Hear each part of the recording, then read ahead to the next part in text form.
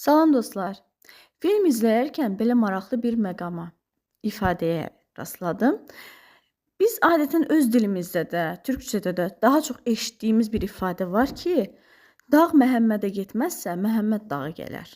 Yəni ki, bu elə bir situasiyadır ki, qarşınızdakı insan gözlədiyiniz hərəkəti etmir və yaxud həmin hadisə öz minvalında başa gəlmirsə, olmursa, həyata keçmirsə, artıq siz onun həyata keçməsi üçün nəsə bir addım atmaq məcburiyyətindəsiz və bu zaman bu ifadədən istifadə edirsiniz.